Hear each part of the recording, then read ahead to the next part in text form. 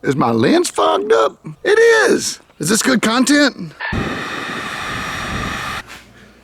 Well, I gotta suck at life. I don't know. Back to our vlog. Just, ow! The contrast is so painful. Vacation vlogs. I just wanted to talk to you for a moment about vacation adventure vlogging, which is what I tried to do on this trip. Now, if you've not seen the previous videos, I took myself from Louisiana all the way up to just dang near Vancouver, British Columbia. Maybe less than an hour drive away is where I ultimately stopped and turned around. I met up with one of my internet friends, Dmitri. His home base was Monroe, Washington. We went flying and he showed me some of his spots. There was some mountains there, but I was really looking to do some ridge lift, like some free flight type stuff, and the ridges just weren't kicking off good. So I was out there focused and flying around. Now watching these videos, I feel like it's better for me than it is for you. There's like a dog fight off in the distance here. I'm sorry. What do y'all think about my property? We've dug a pond. Actually, that's spring fed. I got a bulldozer stuck there the other day. Had to bring in a track hoe to get the bulldozer out, and while the track hoe was here, he moved some dirt around for me. So I was just coming to check that out. Man, there's a nice wind. Ah, man. I gotta go to the drugstore today. I've got an all-day drugstore shift on one of the most beautiful November days you've ever seen. Highs around mid-70s. Wind smooth and steady, 5 to 6 out of the east. It just doesn't get much better than this as far as conditions. We're in a good spot, but we've had a good week so far. We've had a lot of good flying. So I'm getting off track. I'm going on a tangent. Is this better? About this. We'll do it like this. So adventure vacation vlogging. When I rewatched the videos, what is this, November? This was 3 months ago. 3 months ago, I was on vacation. I was just traveling around, living in my truck, doing my thing. And ultimately, I ran into the people that I wanted to meet that lived close to there. I wish I could have met everybody. There were other people I wanted to meet up with as well, but I didn't get to. We got such a small amount of time. You know, you got to capitalize on it. You got to make decisions. You know, maybe you don't do one thing, but you do another. Is it the right decision? Is it the wrong decision? I don't know. But you do what you got to. You do what you can. So in this case, I met up with Dmitri. He showed me his local motor field. We went flying out of there. I checked out some ridges. Now going back and reliving these videos for me, I mean, it's great. It puts me right back in the moment, see if the way I remember it is the way it actually happened. But for you guys, it's not so great. And the reason it's not so great is because I didn't talk. I think I watched this video, I may have said maybe like 10 words. I think I said something like, oh, look, a mine. Wow, there's a bird soaring down there. I believe that was it for the verbal content of the video. And I flew for over an hour and a half. I think it was an hour and 40 minutes flight. I ran out of gas, come back and landed, filled it back up with gas, took off again, but I never turned the camera back on. We just flew until sunset, just right up until dark. We hung out at the field with the lights on after dark. So we maximized the entire evening with motor flying and exploration. Another thing that happens, the same reason I don't vlog very much when I free fly is because the processing load that's in the brain, right? You've got like a certain amount that maxes out, and you use some of it for this, some of it for that, some of it for something else. And there's a portion of it that's dedicated to vlogging. And what I found is the portion that's dedicated to vlogging tends to be the one that gets cut off when you're focusing on exploration or soaking in a new environment. That's what was going on here. I mean, I was just checking it out. It was all new terrain for me. I was reading the wind, reading the ridges, looking at the sunshine. I top landed a cutover on a mountain. I practiced a bailout down at the bottom in some rough terrain. Just jamming, man. I was just jamming. And sadly, that's not great for y'all. I don't know what to do with this video. Do I do a voiceover and tell you what I was thinking? I don't know. I don't know what to do. I'm a bit stumped. You make a vlog and you say 10 words. That's like some of the content available, in my opinion. I like to either be saying something, doing something, showing something, teaching something. There's got to be something there. It can't just be bland motor noise. It's pretty lame. It's pretty lame when it comes down to making PPG video content. If it's just the motor noise and what you're looking at, that's as lame as it gets. Anybody could throw a GoPro on and do that. And for the person doing it, going back and reliving it, that's okay. That's a whole different vibe than what I'm trying to do here with my content that I'm producing for this channel. I would like to share the story. I would like to do the things for you guys. I want to bring you into my experience and Video is a good media for that to happen. I try to make good content. That's all I really try to do. That's my only real objective with this channel. First and foremost, with me being genuine. That's also highly important to me. If I'm not genuine, then I'm just some other dude pretending to be some other dude. What you see is what you get on the Kylo channel, and I'm glad you're watching. I'm glad you're subscribing. I'm glad you're clicking the old thumb up button. I reckon I'll do some voiceover. Or maybe I'll just tell you the story here. Let me just do that. Let me just make this great content by pointing the sun into the camera lens, talking about what happened.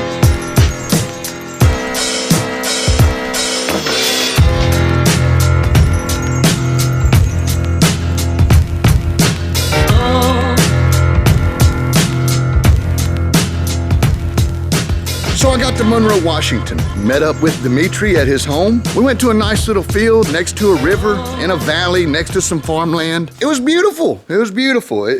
Pacific Northwest. It was mountains and hills and valleys and farms and good weather. This was August. Oddly enough, they were having a heat wave there. Record-setting high temperatures for the region. I believe they've tied with the hottest temperatures ever recorded in the area. It felt great to me. It was only about 90-something, and it was dry. That's way better than it gets down here in Louisiana. Louisiana, they were reporting like 110 degrees heat indices, high humidity, danger high. Danger high, you're gonna sweat to death if you're back home in Louisiana. But this place was great. This place, the weather was perfect, the winds were good. The hills were not very steep, so I was not able to attain much ridge lift. Big damn mine over here. Wow. See what kind of little rippers we can find coming off of this. It is a shallow hill. It looked like it was a steeper hill. There's some steep spots over there that are probably throwing pretty good, direct facing sun, but shallow hill angle. I guess it gets a little steepish at the top. Could work. It's worth flying around. Damn, buttery smooth. There's like almost no thermal activity. Very slight. Oh, I see a bird, ridge sword. He's right down there on it. I selected the Xeno and the Atom 80 as the weapons of choice. I was just soaking in the scenery, checking it all out. I was speechless. Just looking, thinking, reading, watching, learning. I mean, all the things that my processor was tied up with. Speaking the spoken word was not even up for debate. I didn't have any left to do that. I'm a simple man. So I kind of followed Dmitri's lead. He went over towards this mountain. We got on the windward side of it. And there was a big mining area there, big strip mine on the side of the mountain. There were some pretty sharp ridges there. I saw a bird thermaling. Birds can thermal and ridge soar and lift bands that are unattainable for people on paragliders. The winds were too light. The ridge was too narrow, wasn't steep enough. It just wasn't right. It wasn't right conditions to do what I wanted to do. So I've got this saying, you play the hand you're dealt. You fly the day, not your desire. You do what the weather is calling for you to do. In this case, it was just motor around. I tried killing it a couple of times and gliding, and I just couldn't climb. I was just steadily easing down. Even if it was a slow down, I was going down. So climbing was out of the question without a motor. So I cranked it back up and just did motor operations. It was kind of an even mix of motor operations and gliding. I was not on the power the whole time unless I wanted to do a climb, but I would give it a little juice just to sort of maintain. I don't know, I was just playing it out. Always keeping my bailout. I practiced a couple of bailout shots. Just did my thing. And then Dmitri wandered off another way. I saw him leaving the area, so I punched out behind him. Got on bar, and I started playing with steering the glider with only speed bar. You know, you push one side of the wing faster than the other side, and it'll turn. The side that you're speeding up faster will outfly the side that's flying slower, and what you'll do is you'll put yourself in a nice banked turn. Steering with speed bar. You can go, no hands, steer with the speed bar. So I was exploring that option. I'd never steered a paraglider with just my feet before, but I've been working on speed bar, and I did a lot of work while I was up here on bar, on the Xeno. That was good. It was good medicine. It was something that I wanted to practice, something that I've been trying to get better at is, pitch control, steering, using my feet and not my hands. What I found is that hands, you don't use them for as much as you think. It's certainly a control that you need to use, but just pulling the brake toggles is so beginner style. You want to learn to fly by putting just the amount that you need into the toggles and nothing more. That's where it starts to get advanced level. That's what I found as I've advanced through my own personal progression. Less hands means better flying. Use your hands for steep maneuvers, use your hands for flaring, for taking off, but ultimately I try not to use my hands as much. much. That's it. The faster, the cleaner, the better. Now, of course, this is based on the mission, altitude, a lot of variables, a lot of parameters that you have to consider. But when I've got altitude and the air is smooth, I'm basically not going to be holding on to my brake toggles. It's just not what I do anymore. I relax my hands, I relax my body, I fly with weight shift, my feet. This is what I've been doing lately. This is what I've been practicing. So I caught up with Dmitri. He was impressed with the speed of the Xeno. He was on bar and trims out, I believe, and I still caught up to him and passed him. And we went and explored another area, another smaller ridge that had some development on it. There were houses, but there was a river flowing through the valley there. Just really nice conditions. The sun was shining, there was thermals, high pressure abounded, so it wasn't much. It wasn't much kicking off, but the flying was great. And so we flew around until I almost ran out of gas, killed my motor, and did a long glide in. I'll let you watch that here.